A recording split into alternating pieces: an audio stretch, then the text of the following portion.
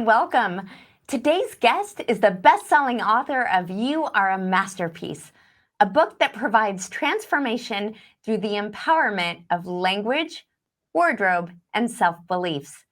She is the president and founder of Image Therapists International and a globally recognized thought leader, style sage, and innovator. She has spent over 4 decades consulting CEOs, celebrities, and political figures on matters of self-image.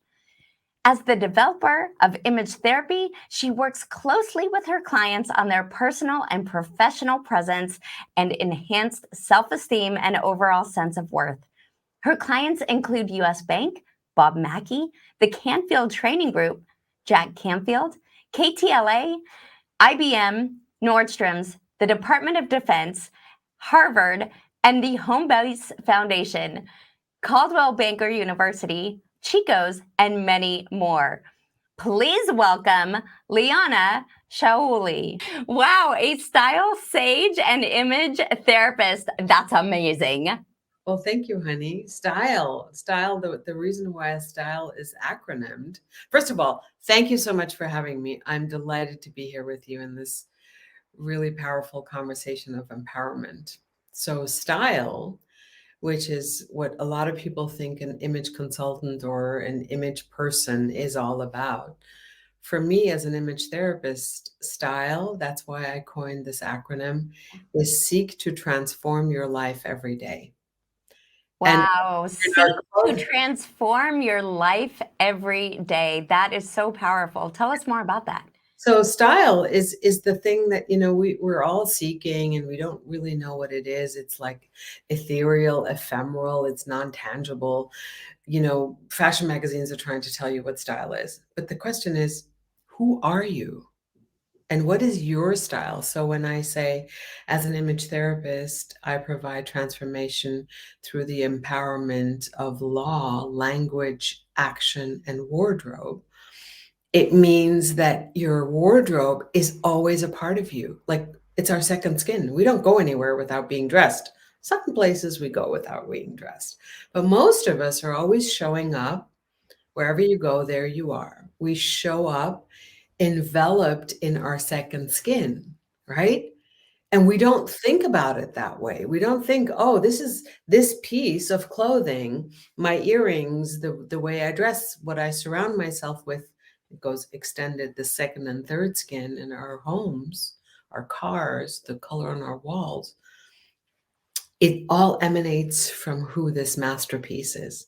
Who am I as a human being, and how do I show up in the world? So style seeks to transform your life every day through your clothes, through your second skin, because it is part of who we are. It is our second skin that's constantly talking to the first skin and constantly speaking, messaging, letting people know who we are. And we have a choice about that. Most people don't think that they have a choice. They think that they are at the behest of fashion.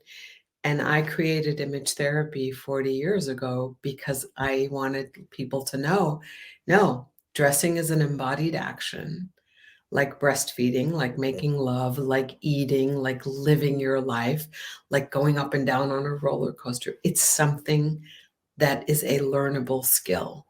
And most people don't know that. They don't know that they have agency in that sense.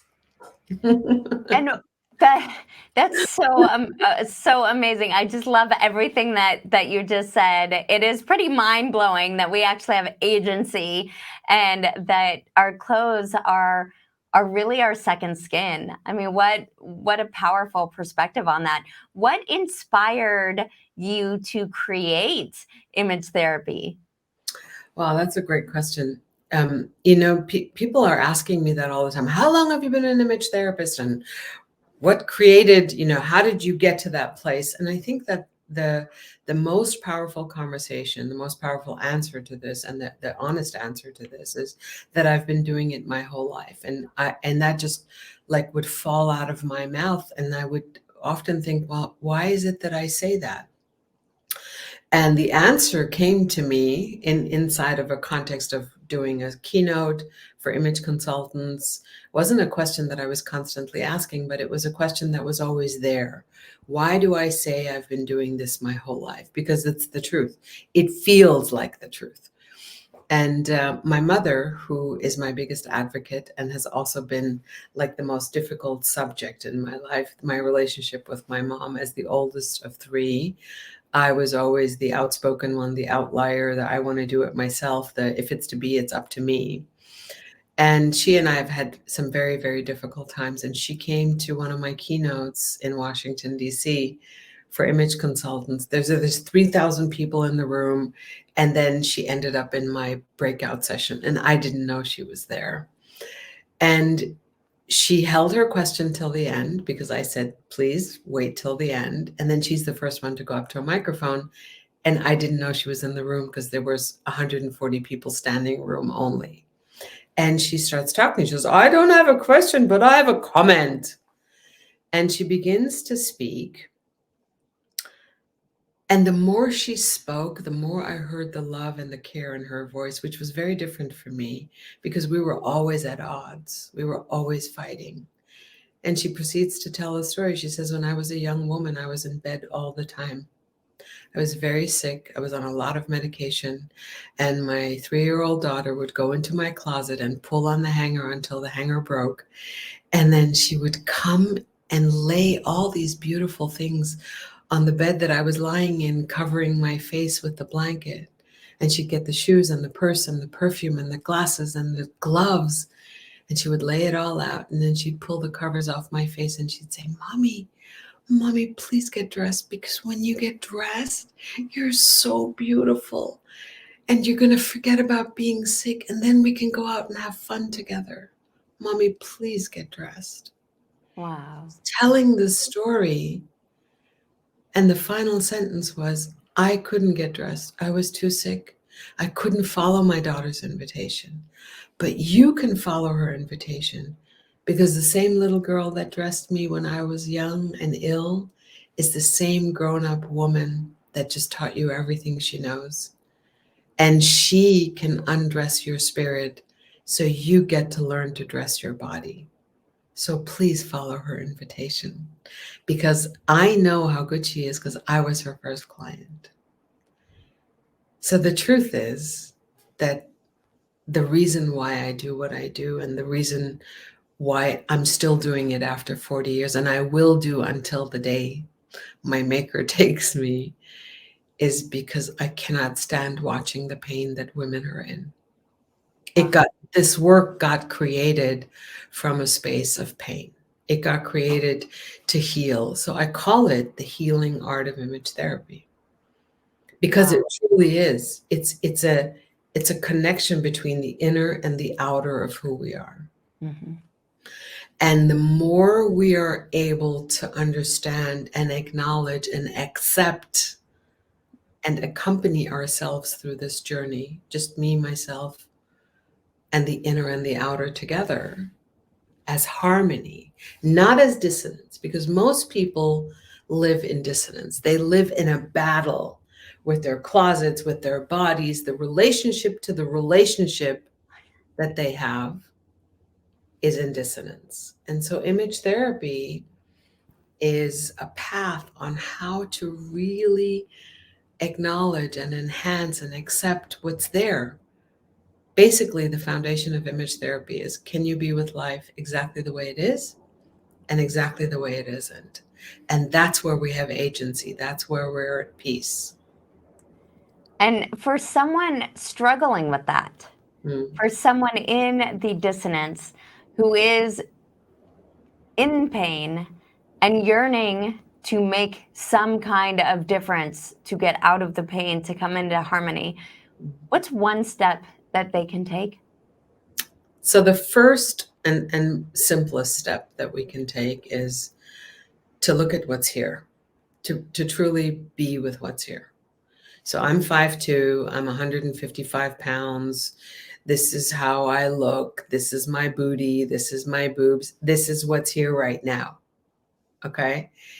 The dissonance comes from being a bud and wanting to be a blossom. In order for the bud to become a blossom, it's got to be with being a blossom first. So if I'm never going to be a 6 foot tall, blonde, um, Occidental looking woman. The reality is, I have olive skin, I have green brown eyes. This is what's here.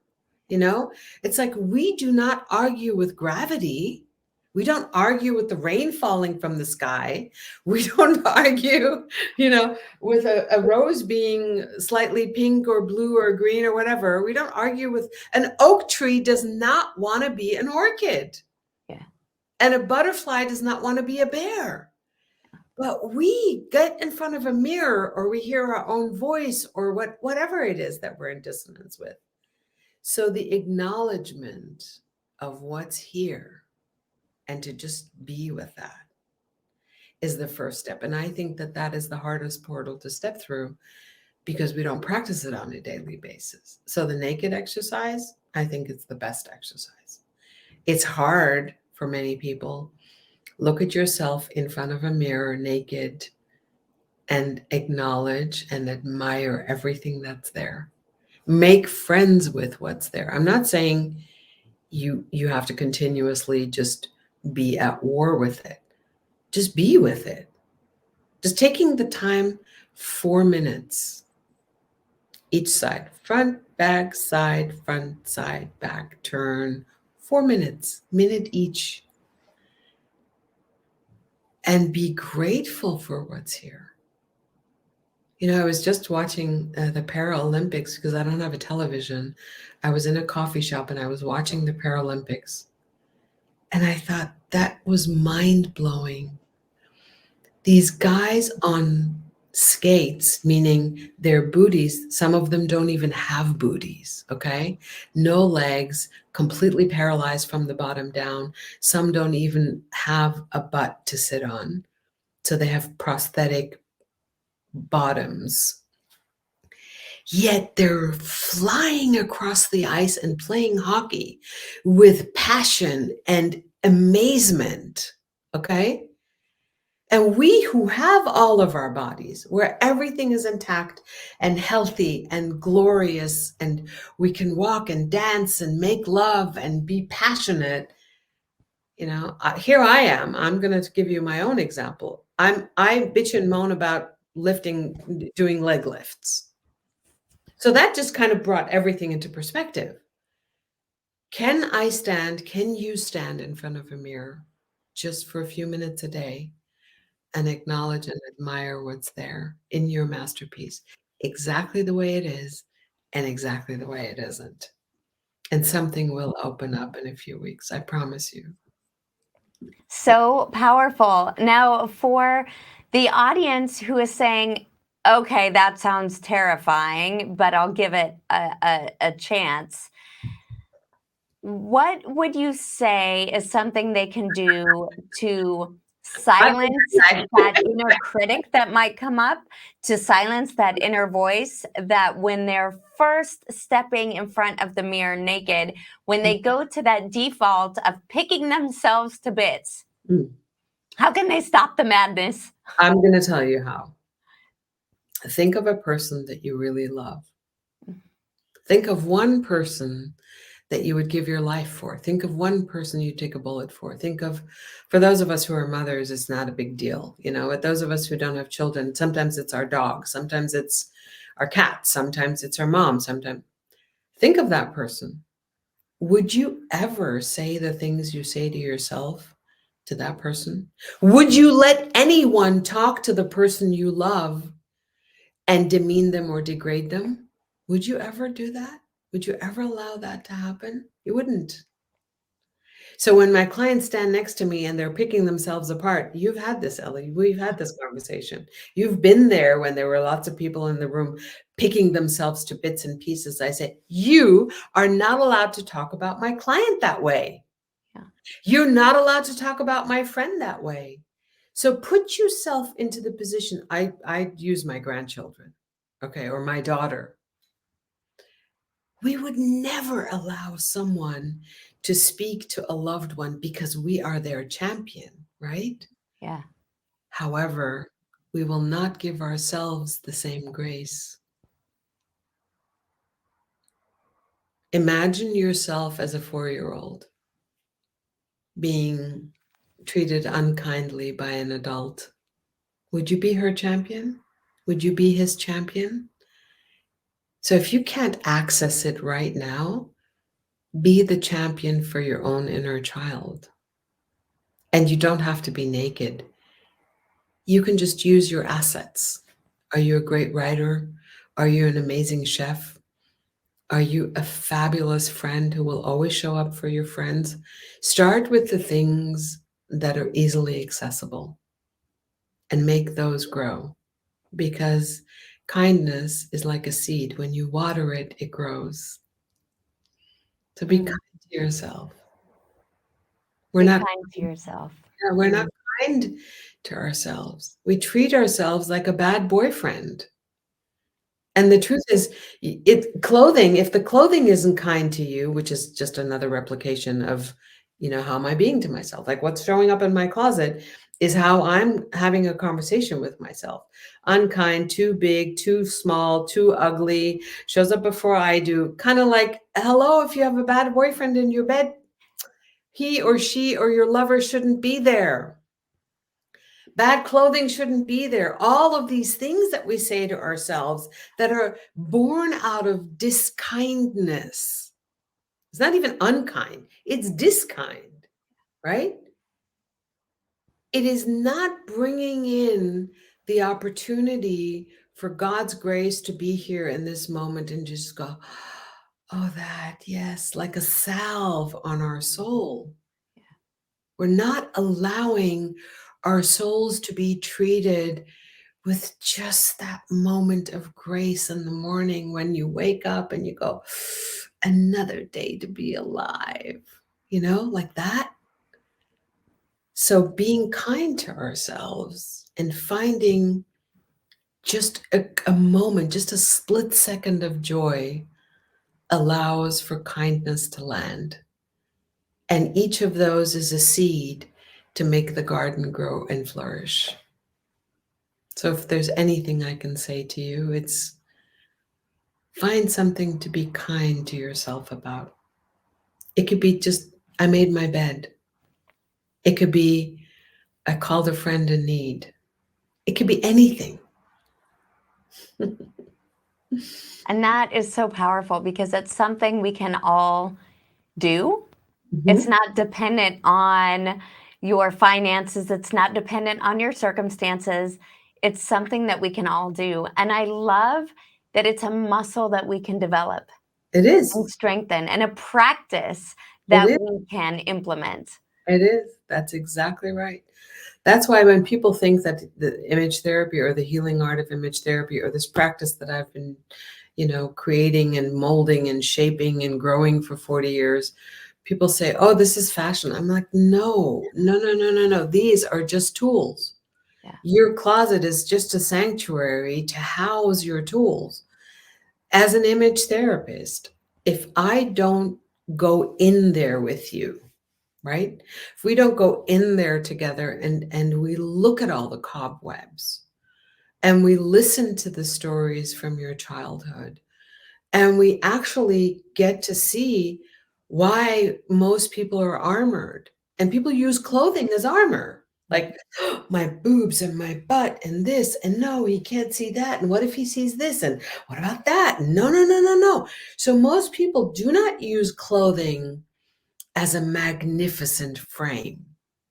They use it to armor up. Yeah. The title of my next book is Put Down Your Armor and Pick Up Your Wings. Mm. So when I say naked, when I say as an image therapist, thank you for giving me the opportunity to walk you through this path. Thank you for letting us undress your spirit so then we can dress your body. I mean, it's magnificent what's behind the armor. We just choose to keep hiding because showing up authentically, Ellie, takes great courage in this, especially in this day and age. And I'm going to give you, if I may, my understanding on, and I've written papers about this, why people want to hide. Why do you think, Ellie? I mean, this is a conversation. Why do you think people want to hide? Oh, because they're scared, they feel unworthy, they feel fear of success, fear of failure, Fear of judgment, fear of judgment. constantly. Okay, so Yeah. all of that is true. Now I'm going to give you another angle on this because I think, and I'm 100% sure about this because I've seen it for over 40 years. What if you were always showing up authentically to who you are, right? What if you were authentic and transparent and no one would ever forget you? No one. Not the waiter, not the cash register lady, not the pilot that is flying your plane that just got a glimpse of you walking onto your seat, not the 3,000 people on stage, not, nobody. Okay? What do you think that means?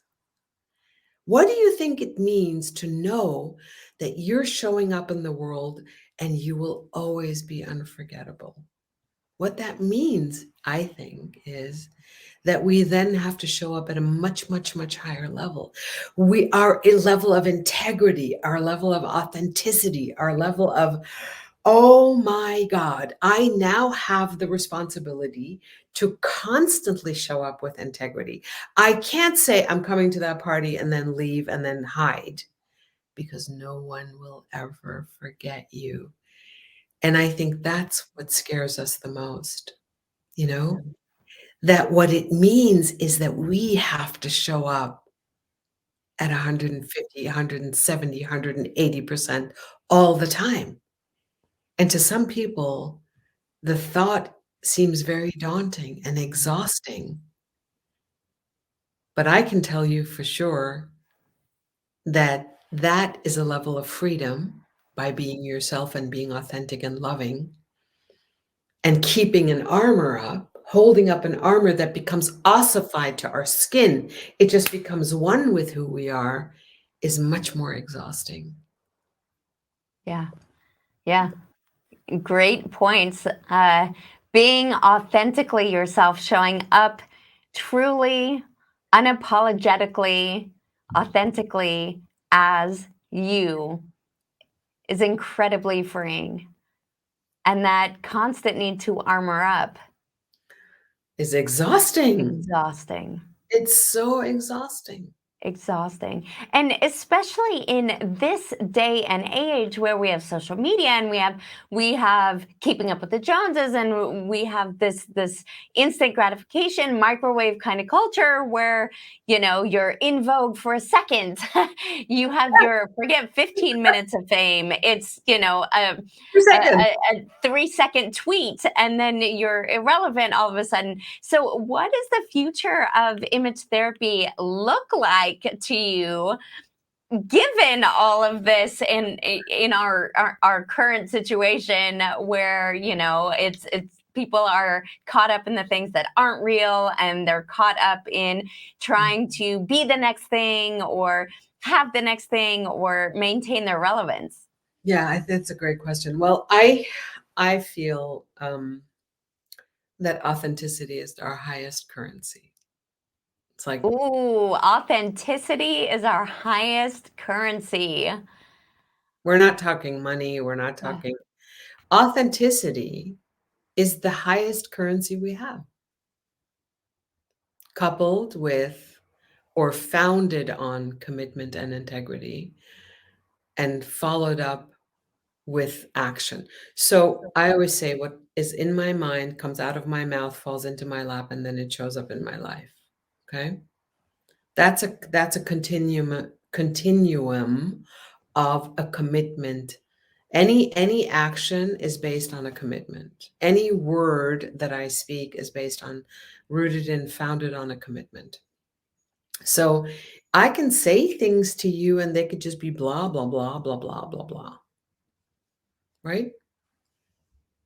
However, when my words, which is all I have, is grounded and rooted in a commitment to a higher source, to a higher self, to a greater good of mankind. And this is on your question, what's going to happen to image therapy? What's the future of image therapy?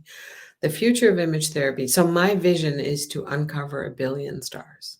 Mhm. And that story, and the way that this story is because that's been my vision since when I was a kid. Yeah. You know, I would look at people's faces and see how we interact with one another, and how some people can totally make your light show up, right? Because we're all interactive, and other people can totally dim your light. The truth is that we give them permission to do that. So I was on a cruise, Jack Canfield and a bunch of other transformational leaders, we were all together. Jack and I are sitting on the roof of this yacht, and we're having a glass of wine, and the stars are showing, and there was a cloud covering a bunch of these clusters. And I said to Jack, wouldn't it be cool if I could just go up there and move the cloud so all these stars would show up? And Jack turns to me and he says, but Liana, that's what you do. You help people uncover their starlight.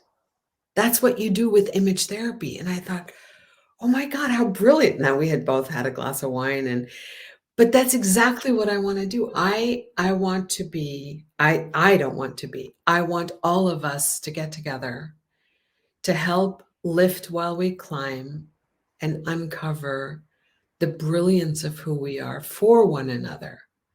So I believe in world peace. And I also believe that peace does not start on the borders of our country. It starts inside of me. So I created about 35 years ago the phrase, I am the masterpiece who masters peace. Mm. When I can be at peace with everything and exactly the way it is, I can show up in someone else's pond, in someone else's world, as a peaceful entity, to be the offer, to invite people to be exactly the way they are. So when I say authenticity is our highest currency, it comes with allowing and acknowledging this is it. And this is not a dress rehearsal. We get this one life. And I say this as a near death survivor, as I didn't say that there was nothing near about it. I was gone, and you know all about this, Ellie. Yeah. You know, we went and we came back. So this is not a dress rehearsal. Can you live every day authentically and powerfully to who you are? Not from a reactivity about wanting to hide something, not from a, I'm going to do this better because I'm going to show you guys, but I am a masterpiece. And there will never, ever, ever, ever be another one like you, or you, or you, or you. All of you who are watching this, you are a single note in the symphony of the world. And that note has no business being covered up, because the symphony of the world will never, ever sound the same. You know, and so be you, because everyone else is taken. Yeah. Yeah. Absolutely. Be you, because everyone else is taken. And I love that notion that each and every one of you is a note in the symphony of the universe. You have such an instrumental part to play. You do. Otherwise, you wouldn't be here. So, Yeah. so these people that think, oh, I don't matter. I just want to grab them. Sometimes I go up to a cash register, and the woman is like depressed and sad. And then I have these long conversations, 15 people waiting behind me, and they don't understand why I'm scooping up this person who's really sad. Yeah. The truth is, every human being matters. Otherwise, we would not be here. Yeah. Which brings me to the story of the lady in Italy. In Italy, when you go to Italy and you're in a restaurant or in a public place, there are public bathrooms. And the public bathrooms usually have some attendant who takes care of them. on a minute by minute basis. I walk into this bathroom. I see this beautiful woman sitting, black skirt, fishnet stockings, Ferragamo shoes, white shirt, collar up, hair done, pearl earrings, pearl bracelet. I just go, wow, she looks so pretty. I go into the bathroom. I do my thing. I come out. She's standing there with a linen towel and she's handing me the towel. And only then did I realize this is the bathroom attendant. Now, you would have never known because she claimed her crown, her domain. She was honorable. It doesn't matter whether that was the bathroom or a castle. And see, I speak a lot about her because it was so clear that she claimed all the goodness and the greatness, and she wasn't being less than because she defined herself through her job. She claimed her crown no matter what her job was, no matter what her castle was, whether it was a bathroom or whether it was a brilliant, amazing castle. Yeah. And we don't do that often enough. Yeah. We We don't claim our crown. we don't claim our crown. So all my business cards that have a different saying on them, one is claim your crown, one is you are a masterpiece, one is it's a closet, not a museum. One is be proud of your assets, not ashamed of your flaws. That's the thing, is like Yeah. we choose every morning. We wake up and we get to choose, what am I going to focus on? I'm going to focus on claiming my crown. Yeah. The Shah of Iran, when he became king, he did something that was outside of the norm. He took the crown and put it on his own head. He crowned himself. And that's my opportunity for all of us. Like, if I can invite you to do one thing every day, we were talking about this earlier. Look in the mirror, see yourself, acknowledge your greatness, claim your crown, acknowledging your own greatness, like Jack Canfield always says. And let me tell you what else is great about me. You know, that piece is so important for us to regenerate ourselves from the inside. Self-esteem has a reason why it's called self-esteem. It's not what's your esteem level on the measurement of other people. It's self-esteem. It is self-generated, self-acknowledgement, self-scribing, self-authoring. This is who I am. I'm really great at this, and I'm not so great at this. And that's me. And this is how I'm coming to the world. And I am here to be a link in the scripture of the universe. Because without me, the scripture of the universe would not be the same. The symphony would not sound the same. Now, a lot of people may listen to this and think, oh my God, that's so arrogant. The truth is, it is an honor to be here. We get to live this life. It's not a must. Millions of sperms and eggs don't make it. If you knew what it took to create a human being inside a woman, and the stuff that the body has to go through to bring us into this world and to keep us going and to keep us alive, it is a miracle. Every human being is a miracle. Absolutely. You are a miracle. You are. Claim your crown, show up as you. So many mic drop moments here today. Now, you alluded to having a challenging childhood, and you also mentioned dying and coming back. So, life hasn't always been easy. Life No. hasn't always been smooth. Still today, it isn't. Yeah. Ellie, it's still not. I always say that I'm bigger than my circumstances. Mm. Say that again so that it lands. I am bigger than my circumstances. So circumstances, life is constantly shooting stuff at us. Look at the last 2 years. I mean, hello. Was anyone in the world ready for this? No, we weren't. If somebody would have said, well, this is what's going to happen, you're going to be part of a pandemic.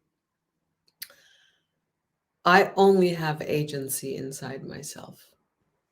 If I abdicate my agency to the circumstances, I have no agency. if I abdicate my agency, my joy, my living life, my everything that is inside of this miracle, inside of this masterpiece, to a moment, to somebody else's mood, to being raped, to being taken advantage of, to whatever the circumstances, I always say after 25, it doesn't matter where you got it, it belongs to you.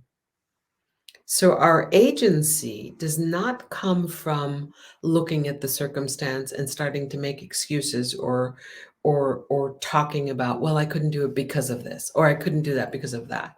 Those are excuses. You can either make excuses or you can make executive choices.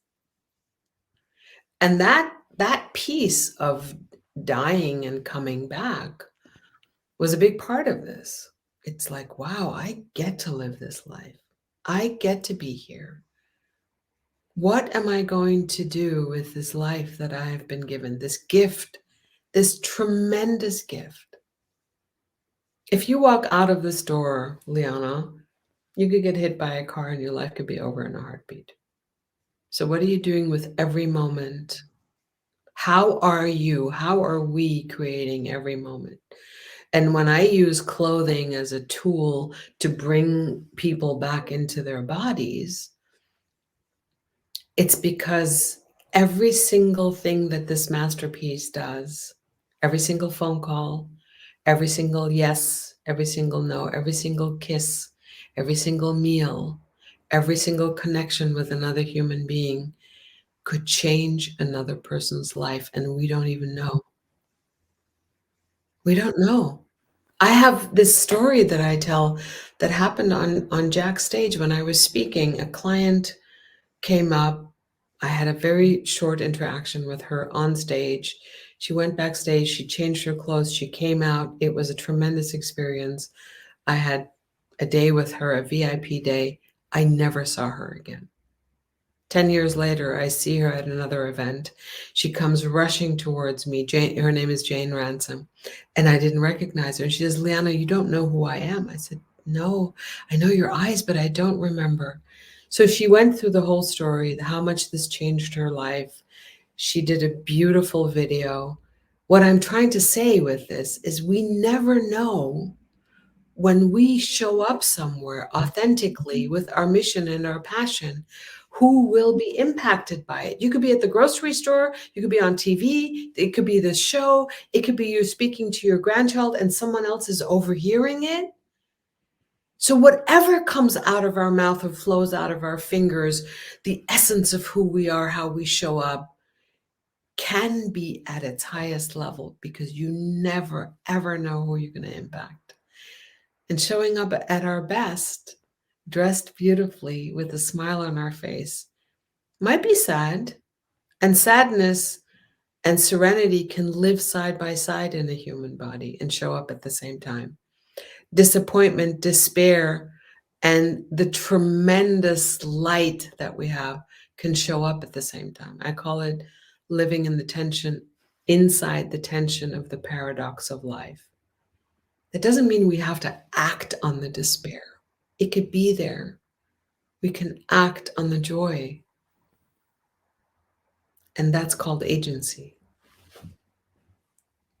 The agency is such a powerful piece because I think so many people get caught up in the blame game or the judgment game or the circumstances. They get defined by, up until now, what has happened to them or where they are in their journey or the beliefs that they hold about themselves as to what they are capable of, the labels that they throw upon themselves and then internalize as part of their programming. I love that you're saying, wait, no, you are a miracle and you have agency and you get to choose in each and every moment. And I love the grace that you are providing the audience with. It's okay. You can simultaneously feel the things and make different choices. You Yeah, can simultaneously have the sadness or the sorrow or the disappointment and show up with your crown on. yeah, and the anger. And you know what? A lot of it is, look, feelings are healing, and that's the piece that we don't talk enough about. Like we don't have spaces. I don't know if you've heard me say this, especially as leaders and as mentors, Ellie. You know, Yeah. some of us are leading huge tribes. Okay. And for us as mentors and as healers and as teachers and as, I mean, I'm doing a talk next week at Pepperdine University. I'm going to talk about this. We haven't learned, or the world will not allow us, we think, to speak and teach and mentor from a wound. As healers and as leaders, as teachers, as mentors, as professors, we've always been taught to speak and teach and mentor from the scar. What if, what if you're being with life exactly the way it is and exactly the way it isn't? And these last 2 years have taught me a lot about that, because I was on the verge of driving my car off a cliff. That's the truth. I don't have any wings on my back. Do you see any wings? No wings. We're human. However, we've been taught that transparency and allowing the world to see our brokenness is a detriment. Yet, if we don't allow, we as mentors and leaders don't allow for that piece to come in and be able to live in the despair and the dissonance so that we can ask for support. I need support. We as leaders need support, and we need support not just from other leaders and people who are above us and people who are at our level. We need support wherever we can get it. We need to be loved and poured into just as much as we pour out. Mhm.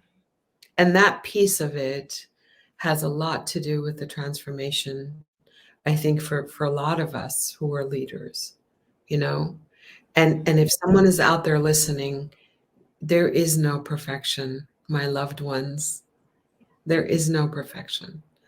Life is about taking one step at a time and doing it in the space of the dissonance, in the yin and the yang, and finding our way where we gather a tribe that can be with us exactly the way we are and exactly the way we're not.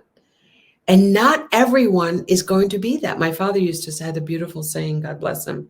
He used to say, Liana, half the world is going to love you and half the world just isn't. If you can be okay with that and just stick to the people who love you, then you're going to do just fine, you know? But we keep going, we keep barking up orange trees wanting to pick cherries. I'm like, don't do that. That's just such a waste of time. That falls right back into with the armor. You know, we armor ourselves up or we put on clothes that don't belong to us so that we can show up as this thing, this person, this Instagram perfection. It's like, okay, at some point, someone's going to notice that that's not the case. You know, and then you've walked millions of miles in the fakeness to come to find out, oh wow, well, I can't uphold that. Yeah. That's why I think suicide is so rampant, and that's why, you know, we have a hard time as a society to just be real. Hello, real. No makeup, real. It's real. Yeah. You know, the wrinkles and the booty and the butt and the boobs. Yeah. Yeah. They to be not just okay with being seen, Being not seen just as, okay with being vulnerable, not just okay with being authentic, but embracing it. yeah, and embracing it with kindness, you know, Yeah. not as a oh, I'm gonna do this. No, not like that. But just like, oh, this is what's here. This is what's here. And that this is what's here is not coming from a defense mechanism, you Yeah. know? Like sometimes we get to that place where we go, okay, now I'm going to do it like this. It's like from one end of the pendulum to the other end of the pendulum. That doesn't serve. Yeah. It's like being in the middle. Life gets lived in the middle of the pendulum. It's like, okay, this is where I'm at. This is good, you know? Yeah. And realizing that one, it's kind of like Aikido. You know, in Aikido, we dance with the force that's coming at us, and we kind of blend with the force, and we use that whatever negativity from other people or a judgment, and we just go, okay, great, we're going to just blend with that. Now, where it doesn't blend is when we're really harsh with ourselves, because that's coming from our own source. So taking a step away and looking in the mirror, taking a step aside and writing down 5 things you're really amazing at. I have another practice that I would love to share Yeah, with please. everyone. I have a practice of taking inventory every night. So I take inventory of my day, what did the day give? Then the first thing I write is, because I have agency, you know, I'm bigger than my circumstances. What could I have done better? Not what could the other person have done better? Not I wish life would have given me different lemons so I could make champagne. Not like that. But how could I have been to make that a better opportunity or for everyone involved? And I write that down. And then the last thing I do before I go to sleep is I write the things that I'm grateful for. But not like the things that we're always saying. Very detailed and very specific. I'm grateful that I got to look at that bougainvillea today and it showed up in 4K. It was so bright and so vibrant. Thank you for the fact that I get to see. Thank you for the fact that I get to feel. Thank you for my taste buds. Thank you for that kiss, you know? Like there are things that are in our bodies, but we don't acknowledge them through the body. We acknowledge them through the mind, meaning a thought. Yet learning is up here. Wisdom is learning that's in the body. When you close your eyes and you go back to the taste of that pasta you had the other day, or that kiss, or the smell of that baby, you know, or the scent of someone's perfume that takes you back 25 years. Those are all embodiments, gifts that bring us back to this beautiful, amazing masterpiece. I love that practice because, again, it is something that anyone can do. Anyone can take inventory of the day with agency Mhm. and then make a list of things that they're grateful for in detail, Yes. down to the It doesn't take minutia. long. Yeah, it doesn't take long. It takes maybe 3 minutes. And when I can't write it, well, writing is great because it gets you out of your head. I speak it into a microphone. I speak it so that I have it, you know, so that I've done it. And the last thing I want to say is, you know, commitment is such a big conversation in my life. That love is not a feeling, love is a verb. And self-love is based on a committed practice to showing up for myself. If I can't show up for myself, how could I ever expect anyone, team members, partners, business partners, lovers, family, how can I expect them to show up for me when I can't do it for myself? Yeah. So, how do you show up for you? How do you fill your own cup so that you can show up and serve so powerfully? That's a great question because the example I always use, I say, okay, this is you. And I never give of my cup. I always give of my overflow. I give of my saucer, not of my cup. That's what I say. So the saucer is down here, which means that you have to do it so fully. And this comes from an ancient Kabbalistic ritual that on Shabbat, today is Friday, on Shabbat, we take the cup and have it pour over in abundance. So how do I fill my cup? I do things that are joyful. I dance a lot, and even when that times were really difficult, and I'm still not out of the woods. I must tell you, I'm here. You and I are having these conversations, and we've had a lot of other conversations where I can tell you that there is a piece of my heart right now, even though you're watching me and I'm smiling and I'm giving you all these, we're having this conversation. There's a part of my heart that's very heavy, heavy for the world, heavy for the future of this country, heavy for the Ukraine, heavy for wars. And I have no agency when I am abdicating to that sadness. So the way I fill my cup is, yes, I dance. I dance naked in my living room. I have to tell you that that's the truth. I love being free, and I can do it because it is the way that my body just expresses joy.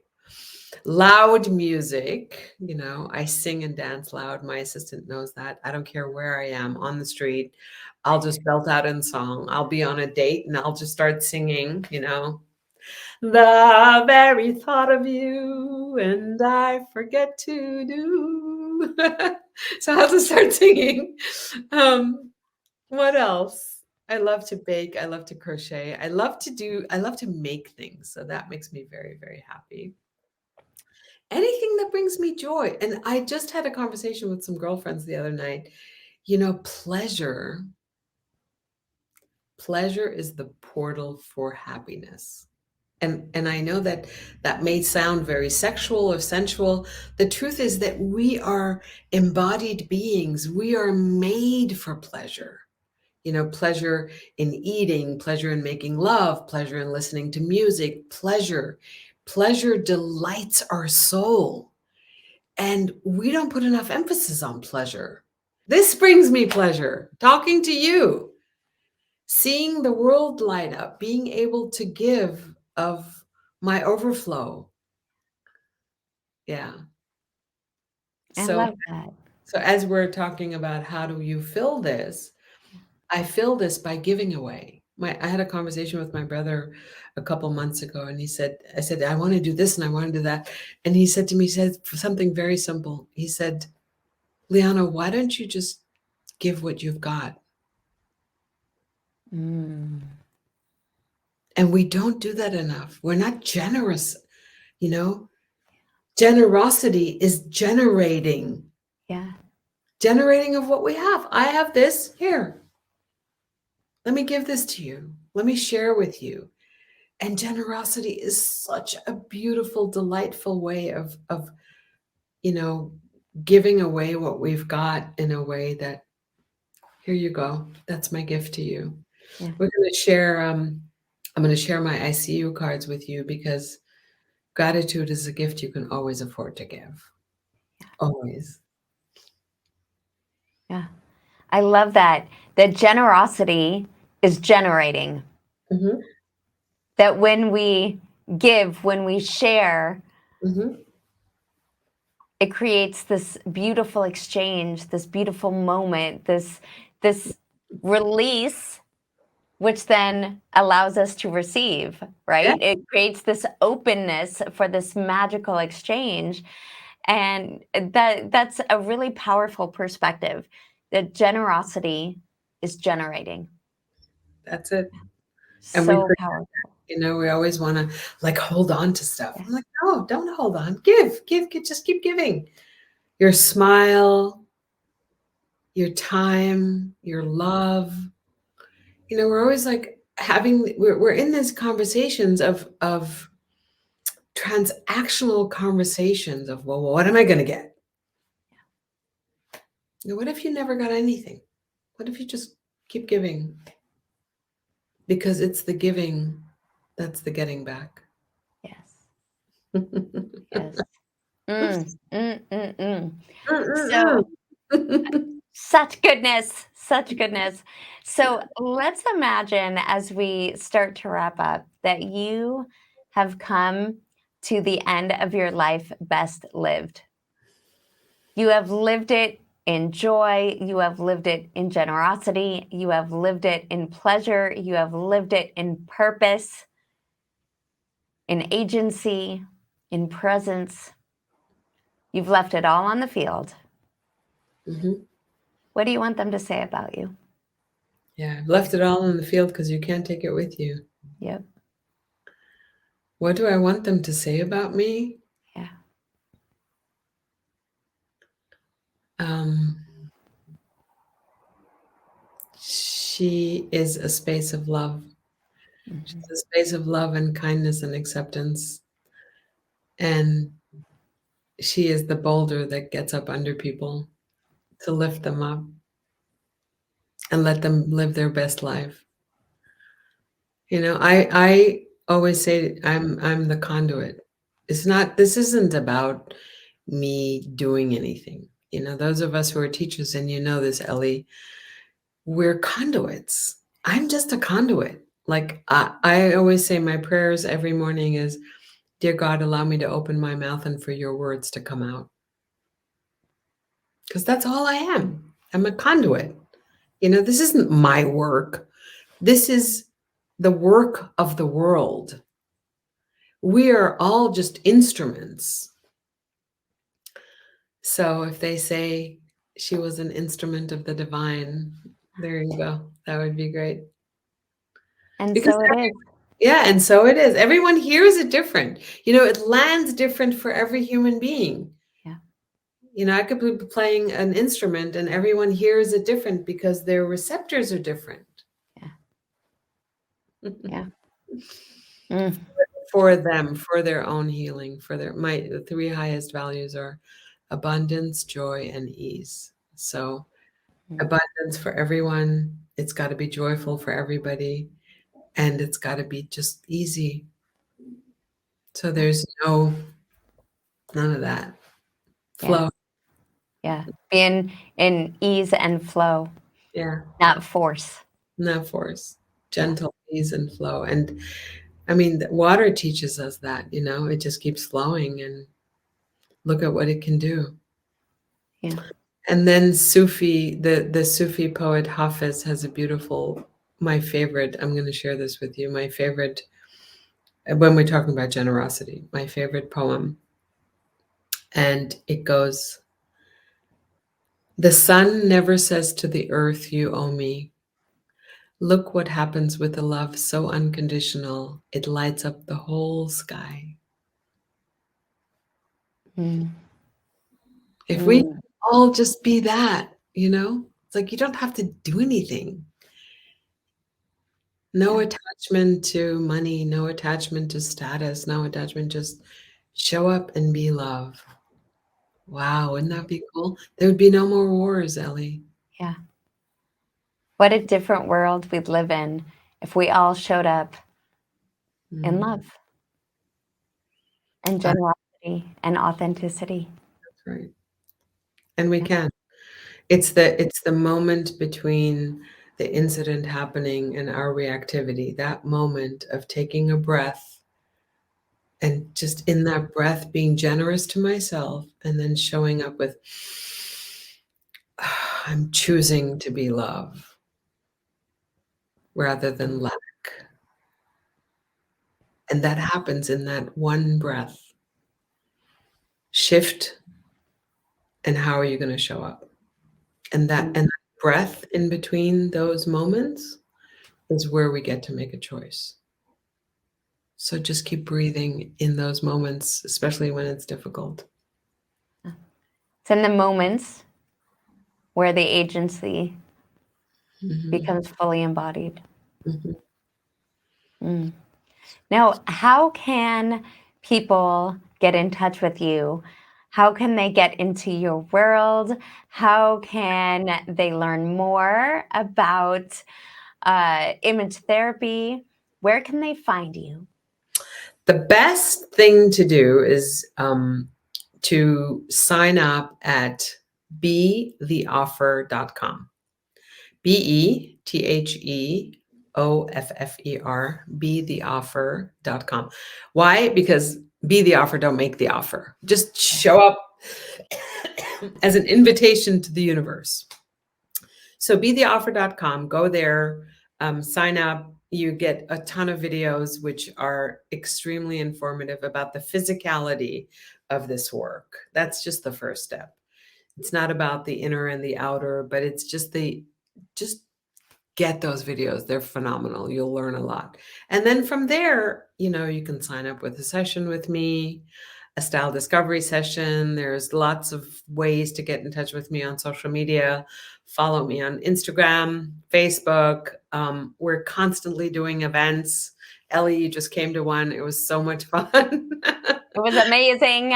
Definitely go to betheoffer.com and get into this woman's world. You see her kindness, you see her presence, you see her gentleness, you feel her love. I have no doubt you feel her love. And yes, her events are epic. So definitely get into her world, connect with her. I want to meet you wherever you are. If any of this, what Ellie and I spoke about today, what we got to share with you today, if any of this has touched your heart, especially your left ventricle, then make sure that you connect with me. Nothing happens if nothing happens. So connect. Yes.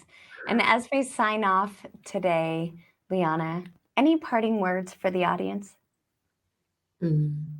I want to meet you, especially after these 2 years where we haven't really been able to connect. This is now the center of the universe for people. I would love to meet you like this, and then I want to meet you in person. And remember, you are a note in God's symphony, and you're needed, and you're much, much, much, much, much brighter than you think you are. Come and see yourself through my eyes. I promise you, there's a whole other vision out there.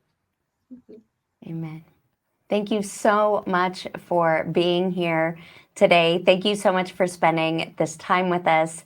Thank you for how you help so many people discover, uncover, and embrace their inner beauty so that they can claim their crown, live in agency, and shine their light out into the world. Thank you. It's my privilege and my honor. Thank you. Till next time.